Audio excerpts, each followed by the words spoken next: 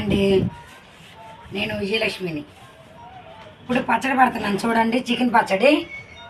ఇది నాటుకోడి ముక్కలు 10 కేజీల కూర. ఇది నిమ్మకాయ రసం, మెంతిపిండి 100 గ్రాములు, ఆవు పిండి 100 గ్రాములు, కారం 1/2 కేజీ, ఈ 2 కలిసి 1/2 కేజీ. ఇది చికెను, ఆయిల్, ఇదిగో తాలింపు వేసానండి. జీలకర్ర, తాలింపు గింజలు, ఎల్లుల్లిపాయలు వేసా తాలింపు. ఇలా తాలింపు వేసుకొని ఇవన్నీ కలుపుకోవాలి. ఈ తాలింపులో చూడండి, ఆవు పిండి, మెంతిపిండి సగం వేయాలి,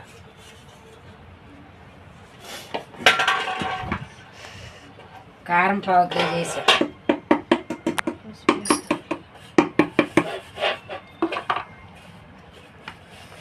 నిమ్మరసం సగం డబ్బా వేస్తున్నా, సరిపడంత నిమ్మరసం. చెప్పాను కదండి, ఎల్లుల్లిపాయలు కూడా 1/4 కిలో ఎల్లుల్లిపాయలు, ఇవి కూడా వేసుకోవాలి. ఇవి కూడా వేసుకొని శుభ్రం కలుపుకొని ఇలా కలుపుకొని తర్వాత మనకి తగినంత ఆయిల్ పోసుకోవాలి. ఇది ఏగిన ఆయిల్లో కలిపని, ఇది మనకు తగినంత ఆయిల్ పోసుకోవాలండి. చూడండి ఎలా ఉందో, ఇదంతా గ్రేవీ. ఈ గ్రేవీలో ఇప్పుడు ఈ ముక్కలు కలుపుకోవాలి. ఇంత దాంట్లో అది కలవదు కాబట్టి సగం సగం చేసి కలుపుతున్నాను.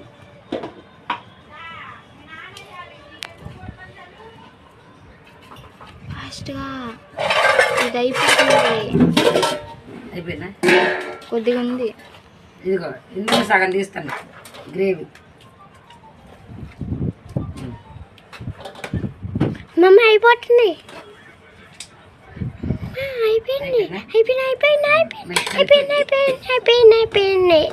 వేస్తున్నా. ఉప్పు తగినంత వేయాలి. ఉప్పు వేయలేదు కదా ఇందాక, ఉప్పు తగినంత.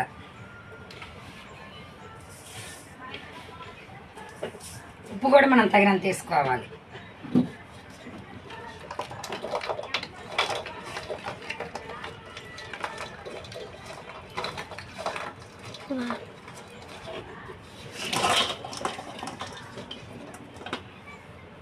ఇలా కలుపుతాను రెండిట్లల్లో.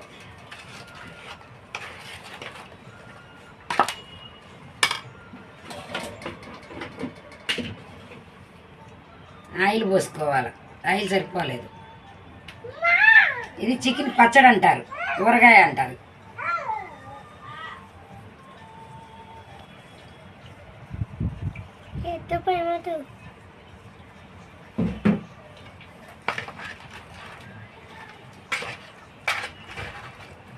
ఇదిగోండి పచ్చడి కలిపితే ఇలా ఉంటుంది చూడండి. ఇదిగోండి, ఇది ఊరగాయ పచ్చడి.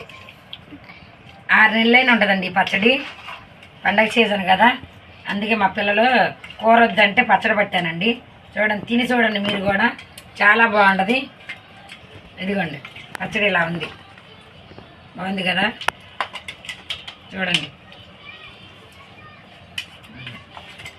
ఓకేనండి, బాయ్.